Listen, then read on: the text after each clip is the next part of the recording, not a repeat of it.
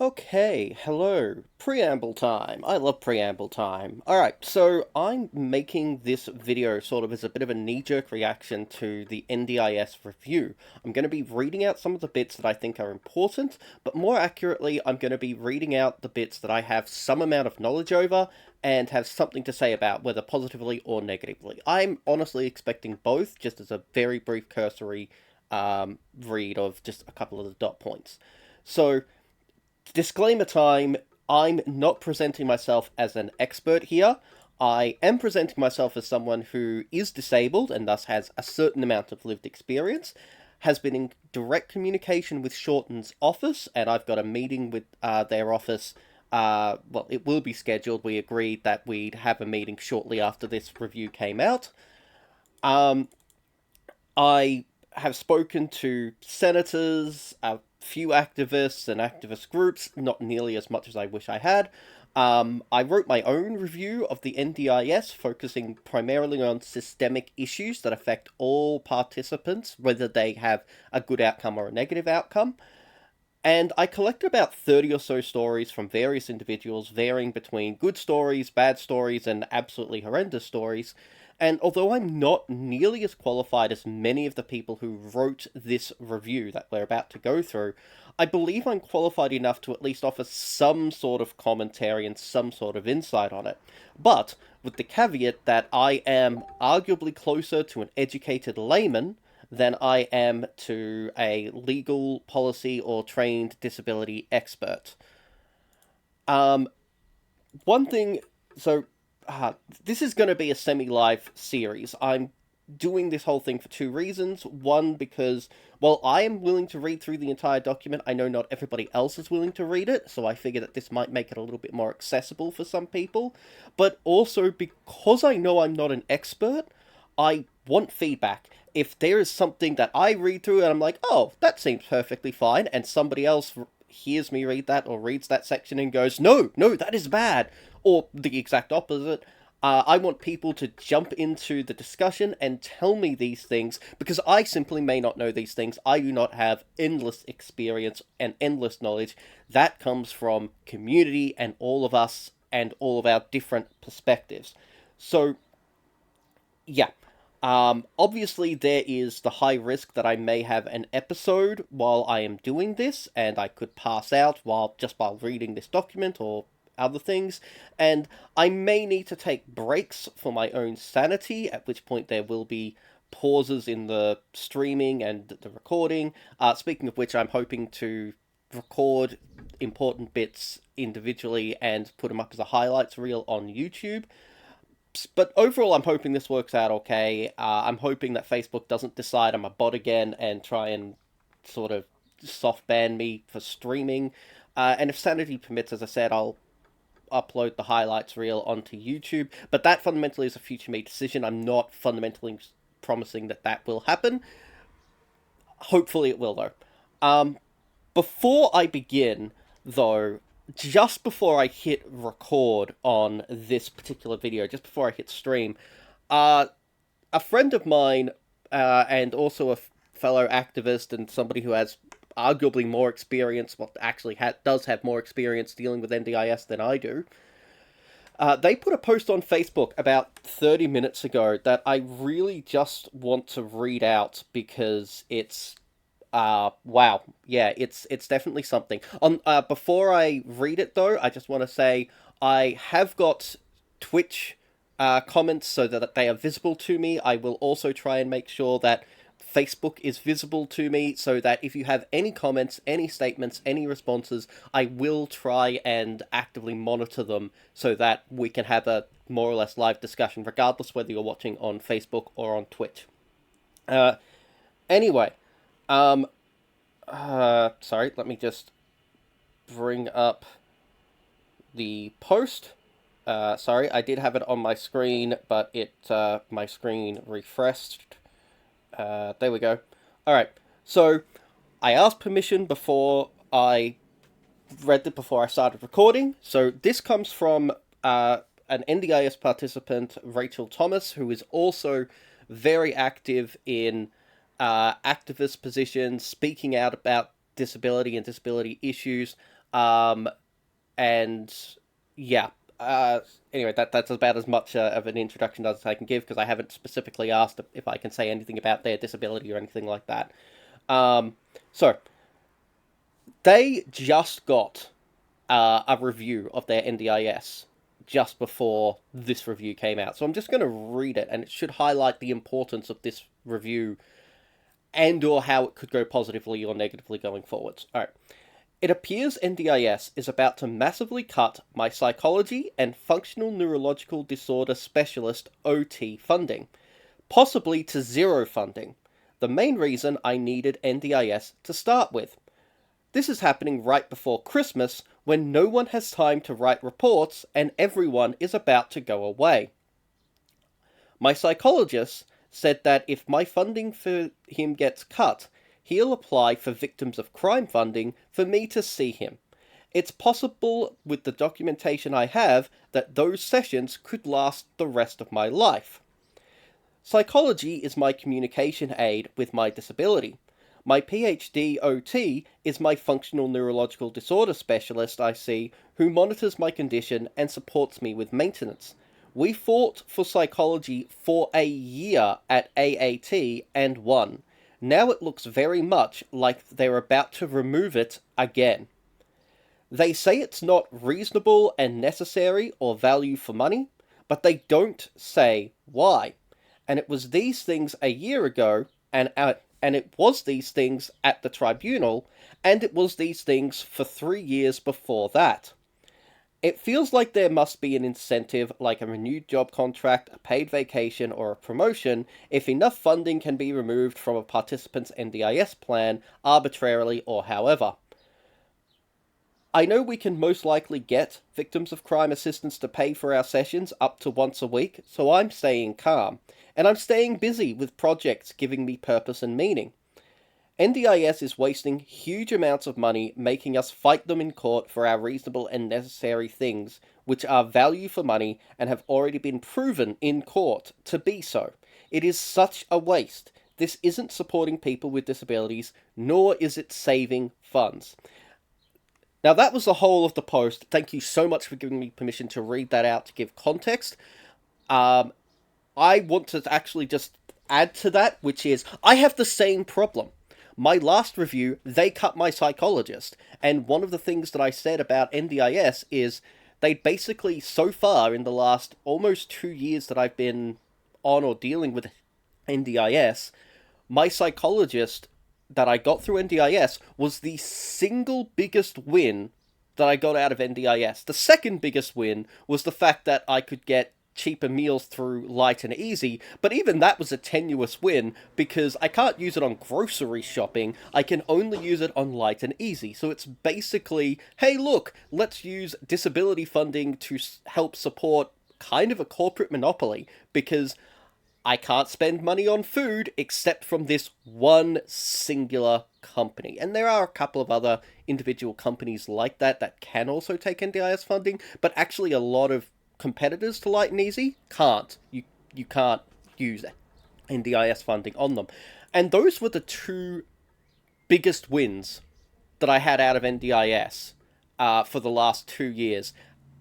And then they cut my psychologist, which was a problem when they then demanded, and this is the current issue I'm facing, I'm now getting, oh yeah, you now need to provide these psychological reports, these other things. And I'm like, you cut the funding for the exact reports that you are now asking me to go and get. So this is absolutely a thing that affects, like, this is common. This is absolutely common. I'm not going to try and say, oh yes, this affects the majority of recipients, but in so many of the stories that I got, it was a very common thing, and anybody who's trying to apply to NDIS knows that it can cost thousands of dollars just to get the reports in order to justify to NDIS that you need money for these people.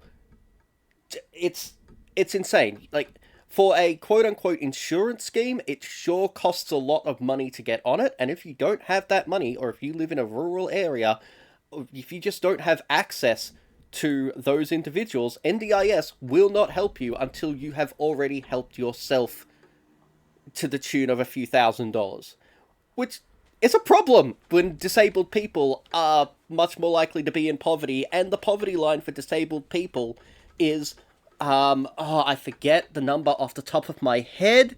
It's something like $200 a week more than the poverty line for non-disabled people, which came to something like an extra $10,000 compared to the annually compared to the normal poverty line. So yeah, it is like the poverty line for disabled people is much higher. I apologize, I don't remember that number off the top of my head. It was a cornerstone of my own personal review of the NDIS because I focused on systemic issues and economic issues, and the economics of NDIS were a big part of that. Which none of which I actually specifically expect to be addressed at a glance that actually address the economic side of the NDIS. So I'm actually expecting a lot of these issues to continue. But I could be very wrong about that. I'm actually hoping I'm very wrong about that, if only because it might mean that they actually read the reports and reviews that I personally submitted. But may not. They may have come to such conclusions entirely on their own. But regardless, I think that is enough of a preamble. Let's actually start reading this 300 and something odd page document and just see how well it does or doesn't go. Okay, so, whoops, that's the wrong thing. There we go. All right. Dear Ministers for Disability, we are pleased to transmit the final report of the independent review of the National Disability Insurance Scheme, working together to deliver the NDIS. Thank you for placing your trust in us.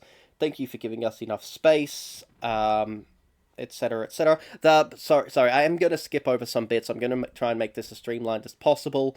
So please feel free to read this along with me and at your own pace. But the people who made this review, I never got to meet any of them individually or in person. I did try and contact some of them via Facebook and email, but I personally never got a response from them. But they were very active. The fact that I didn't get a response from them is actually probably more to do with how big their workload was and how much they did than anything else, which they talk about in just down here. The extent of our engagement is reflected in the extraordinary numbers of submissions we received. We received 3,976 submissions. Those would be the official submissions, I believe, that came through the website. This is more than 3 times the number of submissions received by the Productivity Commission in 2011. Engaging much more deeply than is usual was essential to building trust between us and the disabled community, which I absolutely agree on. Our recommendations are also about continuing to build trust. All right, so I'm just going to flag that right away. Trust is important. Trust is very, very, very important, especially for sanity and peace of mind. But ultimately, it's propaganda. It's public-facing policy that may not reflect real policy. If you have a good public image, that doesn't mean that there aren't fundamental major issues and there aren't people that you are treading over left, right, and center. And trust, fundamentally, the question is, are you fostering trust with those people who need it most, or are you fostering trust with those people who have the greatest influence over decisions? Which those can be two very, very different groups. And also, of course, like the third group is just the general public, who are non-disabled people for the most part, who, if they trust that the NDIS is working perfectly fine, then that means that they don't have to review it. They don't have to make real changes. So I approve that trust is important. I am not sure that it should be the central focus, which is what it looks like it's being presented at this very moment in the introduction. Um, okay. Sorry, I have. Oh, Rachel has commented, NDIS is for the wealthy. Ah, okay. I actually want to just quickly comment on that. I did have a conversation with a senator. I'm gonna try and avoid naming names. I apologize for just naming you just now. But I had a conversation with a senator who brought to my attention something that just never struck me before, which is there are a lot of politicians who have disabled kids on NDIS, which you'd think would give them some insight, except the more you break it down, the more you realize that it's effectively, because NDIS isn't really means tested, it means that they are in the prime opportunity to make the most out of NDIS, both in terms of their position, in terms of their personal influence, but also given that they tend to be based in highly urbanized central areas, and naturally from their position, providers are going to be clamoring to give them the best of care. And the entire setup of NDIS in each state is quite different. Uh, their perspective will not, even though they're on the same program, will not be the same as the average person. They will get all of the benefits as much as possible. So if they have an issue, it's an issue for everyone. But if they don't have any issues, that might not mean anything for anyone else. But on top of that, it means that if you are an unscrupulous sort in politics, which, shock horror that would ever happen, um, there are some good politicians. I will talk for days about certain politicians that are genuine, but I can also talk for days that some politicians that aren't, as I believe many of us can do the same. But the fact of the matter is that some of these politicians are getting essentially hundreds of thousands to millions of dollars a year for their child, for their children, if they have multiple on NDIS, and they already earn enough money that is completely unnecessary for them. These are the children who have the most supports in the country, who are receiving even more supports on top of that aren't going to everyone else. And I don't want to put this as oh, look, this is a competition. It shouldn't be a competition. But from an economic perspective, it kind of is, because there isn't infinite funds. And I'm not right this second advocating, oh, NDIS should be means tested, oh, politicians shouldn't be allowed on NDIS, or anything like that. That is a very different conversation, and that is more about, hey, what is the real economics and what is the purpose of this program?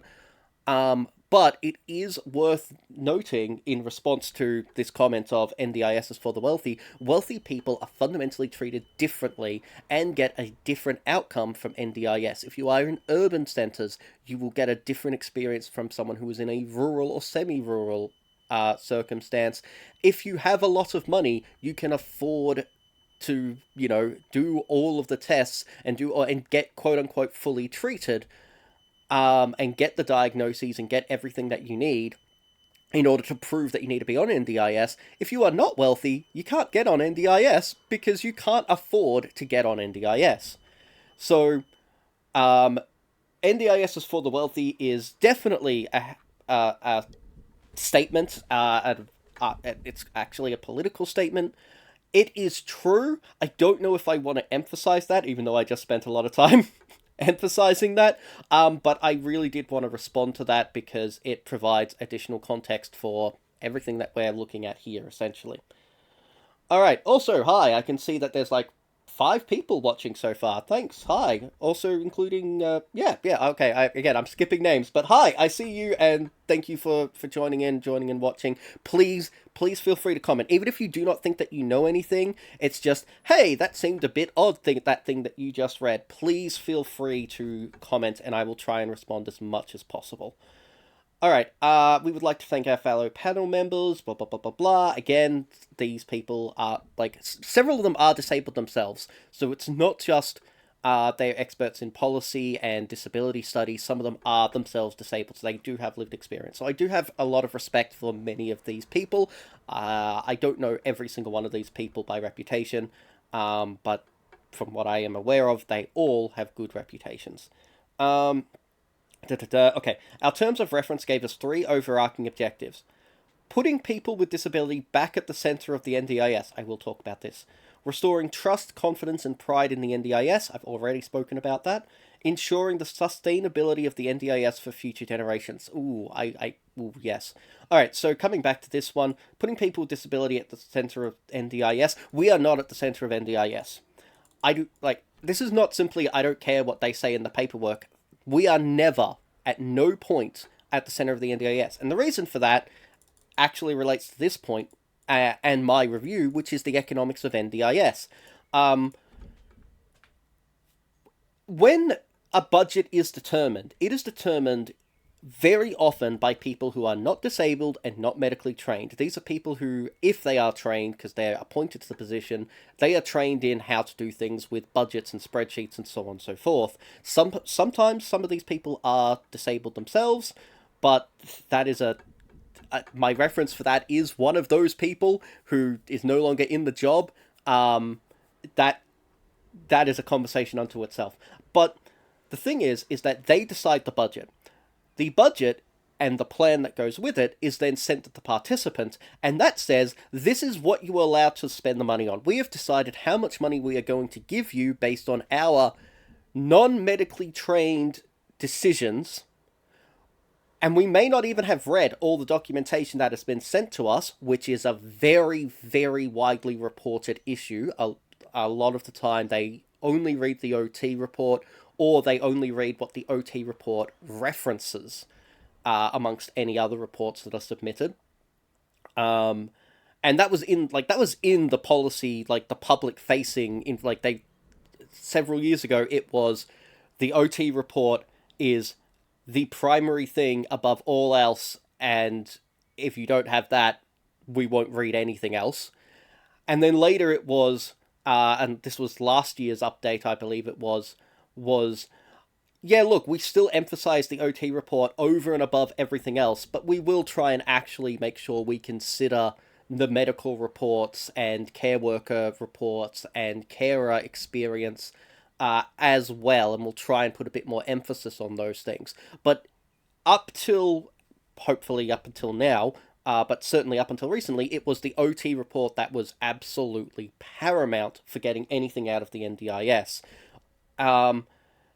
And they didn't always listen to it. They ignored my OT report for my review. My OT actually said, hey, Alan needs some sort of 24-hour care, and my plan that came back to me was, we're not approving more than 8 hours of care a day, and the overall budget we're going to give isn't even going to give you... My budget is almost run out, and it's only been 3 months since I actually got the budget. So, yeah.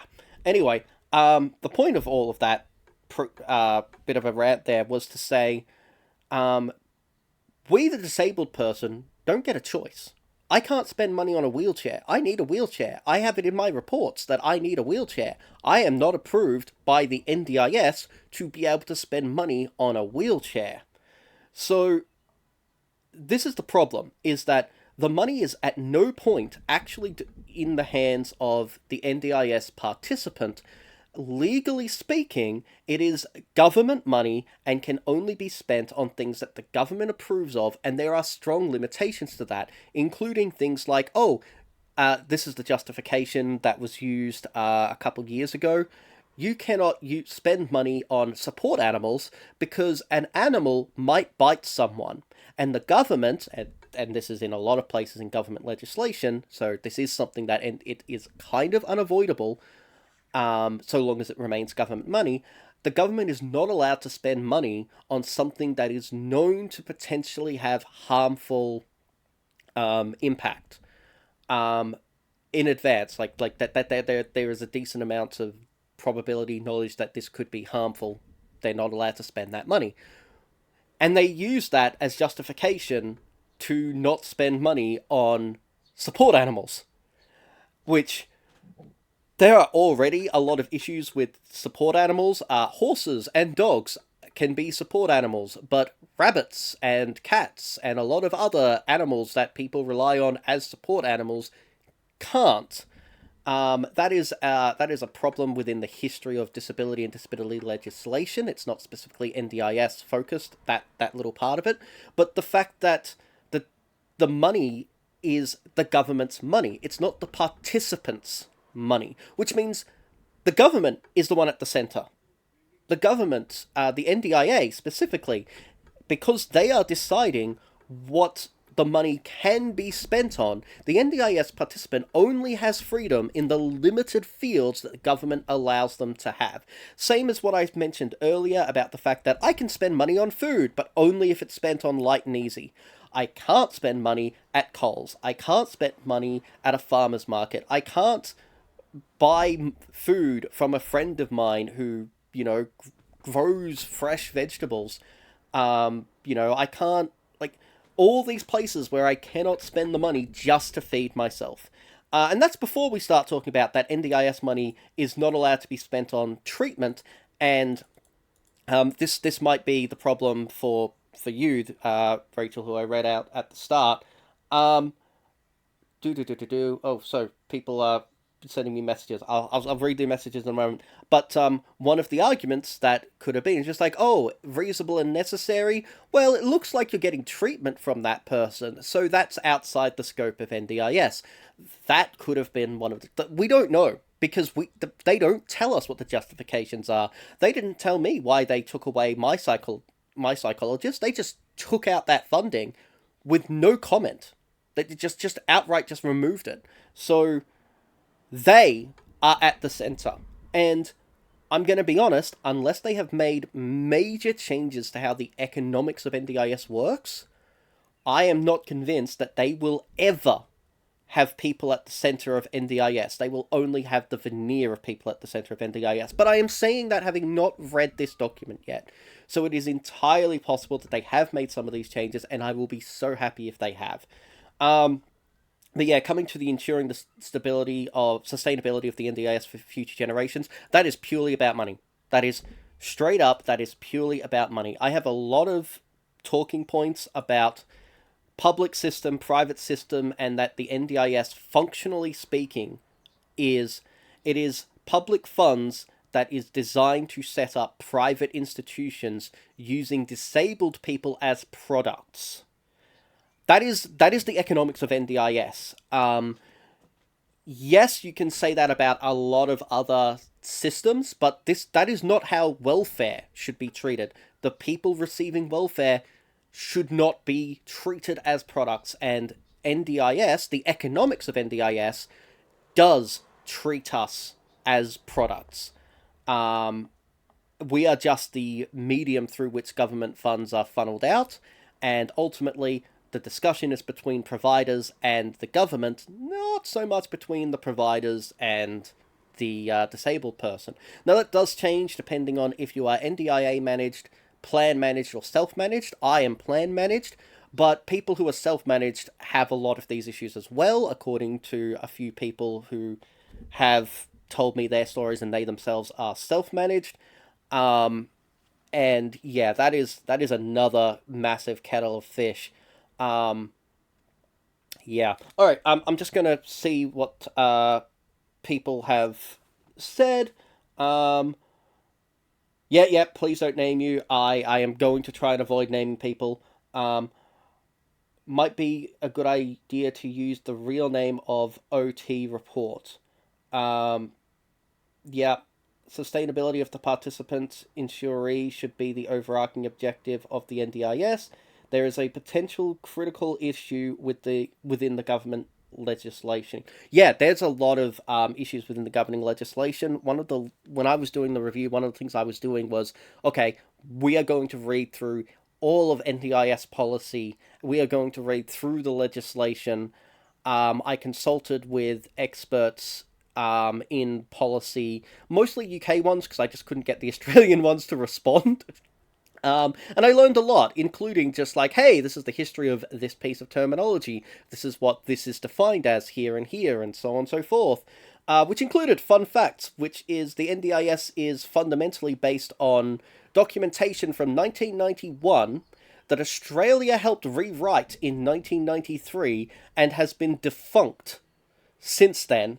Like, the international documentation has completely moved on, but the NDIS uses the language and references the 1991 version, which is amazing.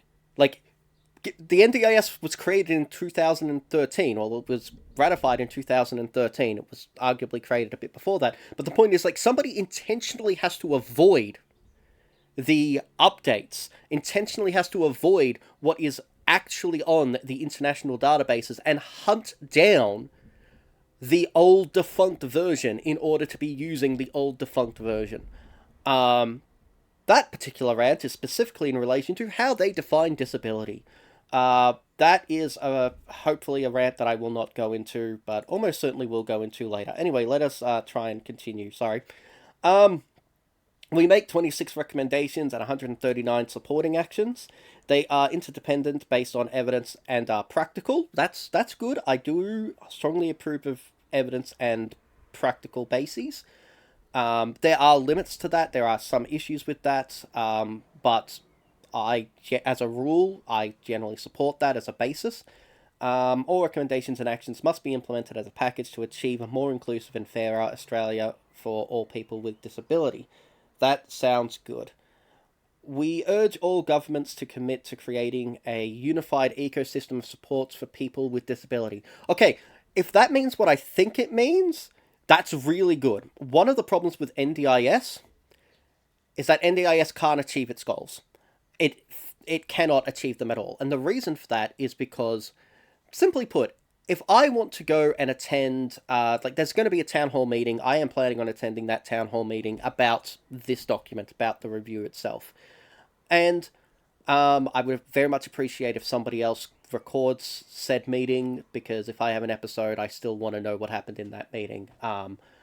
But regardless, if the building is not accessible, right? If I can't get in there with a wheelchair, or if I can't get out of there with a wheelchair, which obviously it's going to be accessible for this purpose. I hope it will be accessible for this purpose anyway. It wouldn't be the first time that they've had a meeting like this and it was inaccessible for disabled people. But the point is that accessibility can't be resolved through NDIS. That's an infrastructure issue. I cannot, as an individual, pay for a ramp to be built in order for me to enter one building one time. I cannot pay for ramps and disability access if I had held a job in an office building. That is something that only either the owner of the company or the owner of the office building can actually resolve. And especially if that's divided, like if it's an office building that's divided between a lot of different offices, well, that makes it even more complicated, so on and so forth. But the point is, I can spend however much money I want of my NDIS package on a wheelchair and care workers and transportation. If there isn't a ramp, or if there isn't an elevator, or if there isn't whatever physical access needs are required at the venue, it doesn't matter how much money you funnel into me, because the money that needed to be spent had to be funneled through infrastructure. And there's other issues like that get brought up sometimes. For example, education is another big thing like that. Simply informing people and alerting people to the existence of this review so that they can submit their thoughts, whatever. That there are so many other departments and other ministers that need to be on board and need to be spending money in such a way that disabled people can have access, that the NDIS just can't do. It does not matter how much money you funnel to the individual when it's not the individual who can solve the problem. And that's not to say that you shouldn't fund money to the individual, but it is to say that some problems cannot be solved through the NDIS, and these problems are actually what the NDIS was founded to solve. The entire, a lot of the policy and legislation points regarding the NDIS is all about ensuring access. But a lot of the time, access is those external factors, and the money needs to go there, not to the individual. Which, again, coming back to this, we urge all governments to commit to creating a unified ecosystem of supports. Hopefully that's what that's referring to. Hopefully that's what that means. So yeah, this should be made up of inclusive and accessible mainstream services, a thriving foundational support system for all people with disability, and a reformed participant pathway in the NDIS for all people with disability, and a reform, those needing individualized budgets. All right, cool.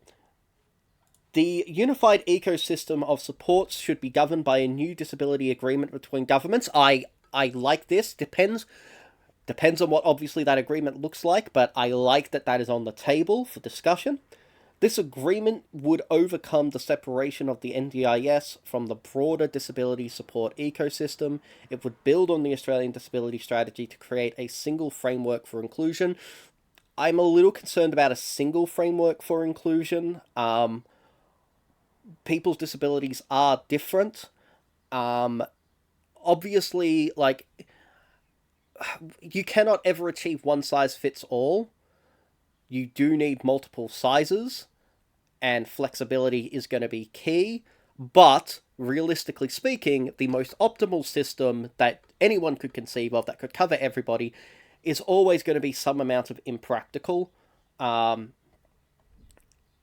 some reason or another. I have opinions on what the most practical and most effective options would be, but even the most effective options that I can think of do sell some individuals short, do sell some issues short, and I've yet to be able to come up with a solution, and I've never seen a solution that actually honestly, genuinely, and properly covers everyone adequately. At least not without major economic reform to our economy as a whole, not just for this part of it. So, yeah.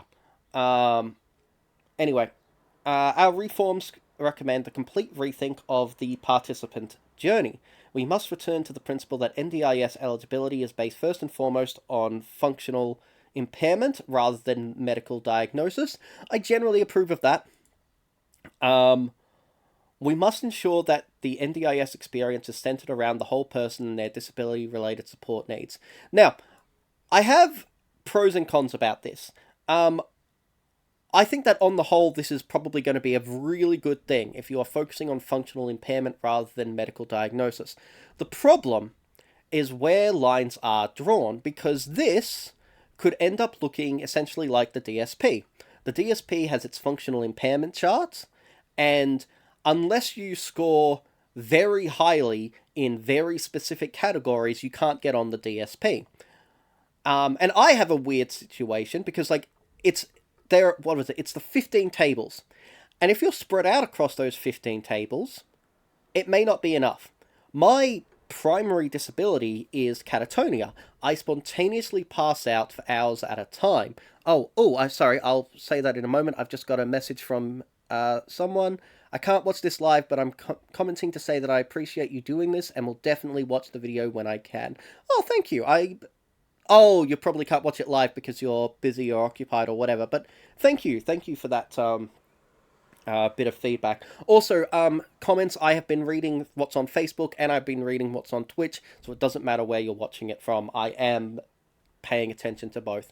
But bringing it back, my primary disability is catatonia.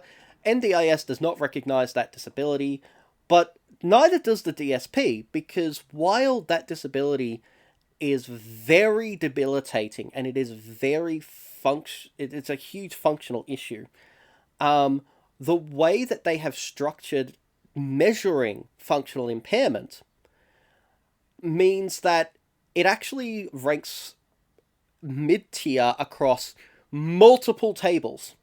The only reason I'm on the DSP is because I'm also autistic, and autism just, at least in the past, I'm not entirely certain now, but autism pretty much just got a clear pass. It was just like, oh, you're autistic? Well, then you just get onto the DSP, no further questions asked. But I was directly informed by the DSP that according to their functional tables, The fact that I spontaneously lose consciousness for hours at a time, multiple days a week, most weeks I am conscious less often than I am actually conscious, and I operate in random time zones all over the place. I've actually only been awake for like 3 hours, not even. Um, like, so those things do not count as a disability according to according to the DSP. So, how they measure functional impairment is important. But the fact that and also, how do you report functional impairment? If you don't have a medical diagnosis, fair enough. But now, how do you prove it? Do you have to, is it just, oh, get a GP letter? Or is this putting even more emphasis on getting an OT report? Which is a problem because OTs, a lot of OTs have 6 to 9 month wait lists. And that's assuming that they even have a wait list, because some OTs just don't take on new clients because they can't fit them in and treat the current client base that they have with any level of care, attention, and respect. So we have a shortage of professionals who are able to make these functional assessments. So the medical diagnosis is actually very important because that is cheaper. The thousands of dollars I was mentioning earlier just for getting medical diagnosis, that can be cheaper than getting a functional impairment assessment from an OT, and it can happen faster. So, as much as I love the idea of, yes, it should be based first and foremost on functional impairment, how we get that paperwork, how we determine that and justify that to the NDIS is as important, if not more important. And this could actually set up more barriers than we have already. So while that sounds like a good idea, and I really want that to work, I really want that to be the idea, there is absolutely a place for medical diagnosis, and it should not be, in my opinion, it should not necessarily be first and foremost on functional impairment. It should be based on what is most relevant for that individual. But that is not something that can effectively be done in a lot of respects, especially just in terms of how do you organize the paperwork on that? How do you measure that? How do you... one of the other points about medical diagnosis is a medical diagnosis has to be done by a qualified medical professional, whereas a functional impairment assessment doesn't necessarily have the same thing. There's no OT in this country who can actually give me an accurate assessment. There is no OT in this entire country who has the qualifications to deal with my disability. A few years ago, there was one psychiatrist in the country who was capable of dealing with who actually had studied my disability. And I wasn't allowed to see them because they were on the public system and they were only legally allowed to operate in certain suburbs. They wanted to see me. They were desperate to see. They were trying to figure out a way to work around so that they could have me as a client. And we never managed to achieve it because they were zone locked and in the public system. So there are problems with the medical diagnosis. There are problems with functional impairment assessments. And that needs to be addressed in order for you to decide first and foremost. What should be first and foremost is what is most accessible for the participant. And honestly, right now, as expensive as it is, I'm pretty sure medical diagnosis is actually more accessible than functional impairment assessments. Unless they allow them to be done by GPs. If this ends up being a GP can make the functional impairment assessment, then we are golden. We are great. This will be so much better than what we currently have. But at the moment, that is not a thing. So we will see. We must ensure the NDIS experience is centered around the whole person and their disability-related support needs. Again, I agree with that. But once again, so many of the things that affect disabled people are things that are outside the NDIS. For example, those infrastructure and educational factors that NDIS, you can't spend that money on those things. There's a lot of stuff like that. Alright, we also recommend better support for children and their family in mainstream services through the significant expansion of foundational supports. I want to say yes to this. I really want to say yes, I love this. There are problems with this. The problem with this is fundamentally a medical one, which is at particularly young ages, diagnosis in a lot of things and measurements of functional impairments is often not advised because children are still developing, which means that as much as I want to say yes, I want oh, you have a child who has been diagnosed or is likely to be neurodivergent or physically, like, obviously physical disability is a lot easier to determine in children, and absolutely this absolutely should be a thing for physically disabled children, but mental and learning disability related, those things are harder to measure as children, which is why there were issues in the first place about bringing them on board onto the NDIS. And it's a big part of why there are issues with transition from a child on the NDIS to being on the NDIS as a young adult. It's not guaranteed that if you were on the NDIS below, I think the age was 7, there's no guarantee that beyond the age of 7 you will stay on the NDIS, and that is because that tends to be around when a lot of these functional assessments can actually reasonably be made. But the supporting of children has been accused. I don't know how valid this is, but in budget reports of the NDIS, the supporting of children who they need a lot of support just to get the diagnoses and just to get the assessment, that has ballooned the budget. Nobody predicted, nobody had taken into account children might be included in the NDIS. And so when people talk about how NDIS is so much more expensive than we thought, the inclusion of children was a big part of that. The flip side, however, is also the elderly. I think the line was 65. If you are 65 and older, you cannot be on NDIS. And you shift over to like the old age pension and that side of the healthcare system, which is a problem for elderly people who are disabled. And I believe that yes, all of these people should be covered. I also recognize that there are major economic problems with trying to include those demographics.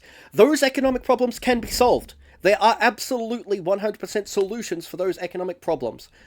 And that is why NDIS, in my opinion, requires economic reform. Because without the economic side of the reforms, no matter what you do, these prices will continue to grow. These prices will continue to balloon. There will always be a budget blowout every single year because a huge amount of the blowout is not due to children.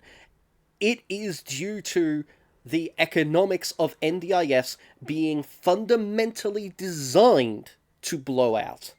And children just expose that and tap into those parts of the fundamental design a bit more than adults do, especially when when dealing with, anyway, I've said enough on that. So children and their families, yes, I agree with, I think that is actually more of an economic reform problem than it is anything else. So we'll see how they plan to deal with that. And they almost certainly will have mention and refer to things that I am not aware of at present. So, my belief in, yes, we need some economic reforms of how the NDIS functions. There are other issues at play, and I am not going to be familiar with all of them reading this. So, yeah. These services should identify children with developmental concerns as early in life as possible. That is limited by medical and obviously the wealth of the family, and support them, their parents, in their communities. These changes will ensure we get better outcomes for children and families. New foundational supports are needed for adolescents and young adults. Completely agree with that part. That can be done in a wide variety of ways. But yeah, I have difficulty seeing how you achieve these things without economic reform. If you don't change the economics of NDIS, just the underlying how it functions, these issues will not only continue, they are guaranteed to increase, especially for rural communities. I know I keep saying economic reform, and that is because if you do it right, the economics doesn't actually care about whether you're rural or urban. But the current situation, a big part of the problem is the economics do care if you're rural or urban. And so a lot of things are geared to support urban and just abandon people who are in rural areas. All of that comes from how the economics of NDIS are set up. Um, it is a huge part of that is simply the fact that it's done by private services who want profit. The most profit is in urban areas, not in rural areas. You can see how that continues, but all of that is still an economic argument. It is still about the money, where it goes, what it's been used for, who is getting involved in it, and why, and all of that is economic discussion. So let's move forwards. We find that improving service quality and ensuring appropriate safeguards and risk proportionate regulation is essential to improve safety and quality of life for people with disability. I'm just going to say this. I agree with this. This is bullshit. And the reason that this is bullshit is because that is outside the purview of NDIS. The care industry, not just within NDIS, but outside of NDIS, the aged care industry, the healthcare, like all of these things need to have appropriate safeguards and risk proportion regulation. It needs these things. There are so many issues, and I wish I could invite actually one of my care workers to talk on this, because actually a couple of my care workers to talk on this, because they also work in aged care. There are so many issues and so many abuses in the aged care industry, and many of the providers, many of them just set up out of nowhere with no qualifications, no experience, or limited qualification and limited experience. So, there are all sorts of issues in the care that they can provide and or even know that they can provide. And then the only other model that most providers are based off of is the aged care industry. Which means that all of these issues are fundamental issues that pre-existed within the industry. And because a lot of this is outside the purview of NDIS, because it's optional whether they register for the NDIS or not. But they, there's so many issues here. The industry itself needs review, not just the NDIS part of it. Because NDIS does not oversee most of the providers from a legal perspective. If you want them audited, or if you want, it's the business commission you normally have to talk to, not so much to NDIS. Alright, so, yeah, yes, that is so important, but because that is so outside what NDIS can handle, I feel like this is just for show. I could be wrong. I do look forward to seeing about what advice they may turn around and say, yes, these industries need to be regulated. That is the government's job. That cannot be done with NDIS. And if they do that, yes, I agree with you. Hopefully the government listens. And I'm so glad that they've mentioned it. Just to cover off, I may be raising these things as this is an issue. It's positive that they're being mentioned in this review at all, even if it's tangentially half the time.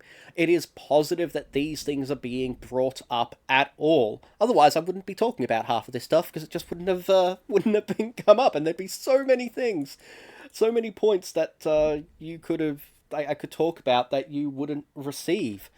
All right, so what else? It's in the interest of all people in Australia to secure the future sustainability of the NDIS.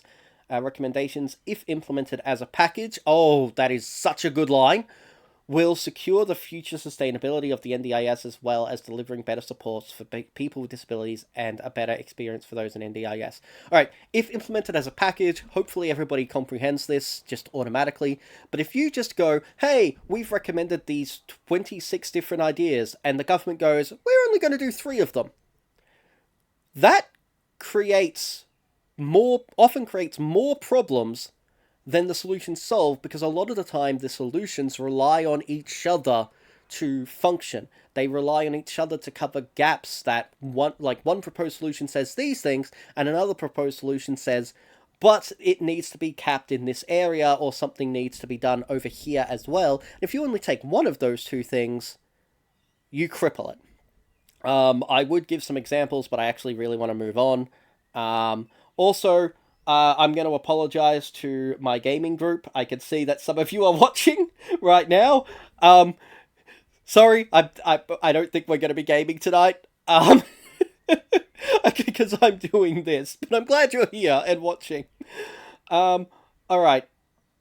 Yep, it is in the interest of Australia to secure funding, implement this package. Yeah. In addition, we argue that sustainability is more than costs. It also includes the benefits of the NDIS. Ooh, that is a good line.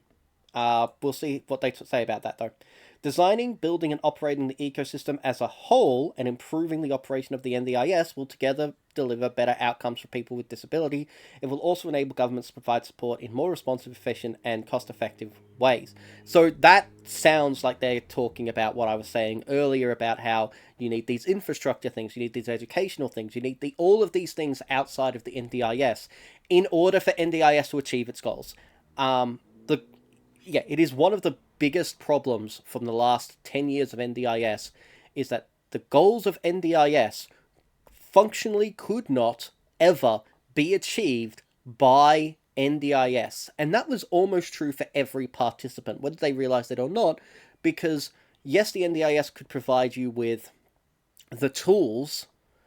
So it could provide you with a care worker, it could provide you with a wheelchair, it could provide you with physical aids in various ways, because they didn't offer things like treatment, because they didn't offer things like infrastructure for anything that wasn't your own home. And even for your own home, if you are a renter, your landlord gets to decide whether the changes happen or not. So your landlord could actually have more of a say as to whether or not you could even receive physical supports than you yourself could. It's a problem. It is a huge problem. And government housing. A lot of government housing is not disability friendly. Oh boy, I could have a huge conversation about that, because there was talk about putting me in government housing at specialized disability accommodation. And I looked at some specialized disability accommodation, and I was just like, there are no locks. No locks at all. And apparently, turns out, you can't have locks on this type of accommodation.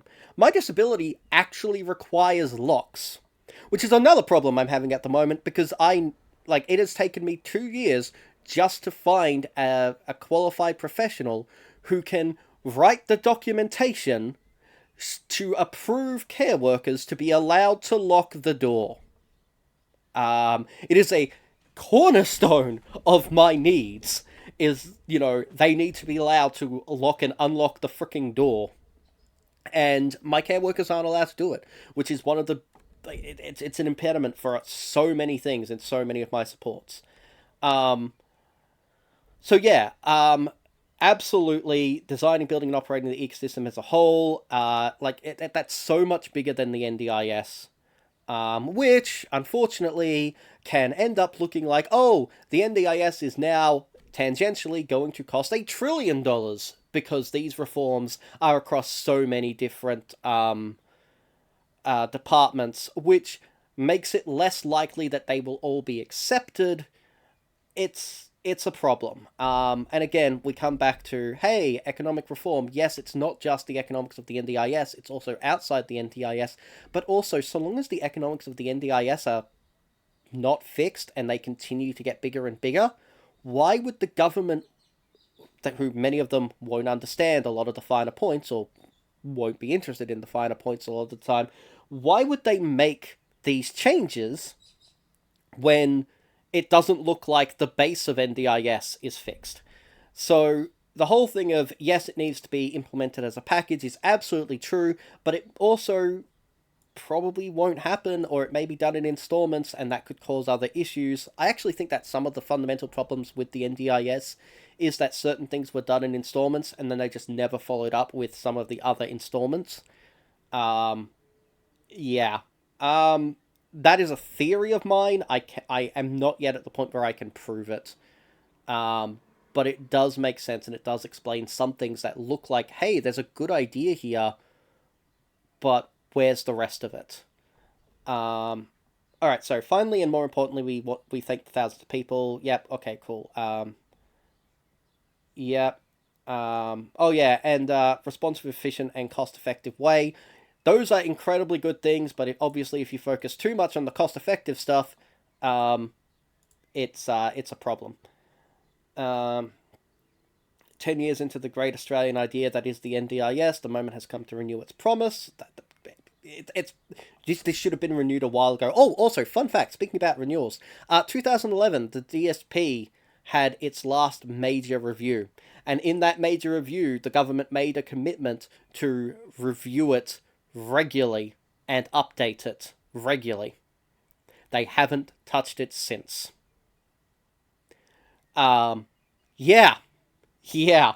The DSP is a different rant from the NDIS, but it is arguably a part of it because remember how I was saying is how expensive it is to get on NDIS?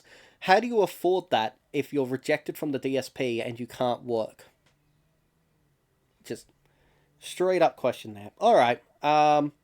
Let's move on. Hooray, we got through. You know what? I'm actually going to take a just for if I upload this to YouTube purposes, this is a great time to stop the recording. So I'm just going to stop the recording, and I will resume the recording in a moment.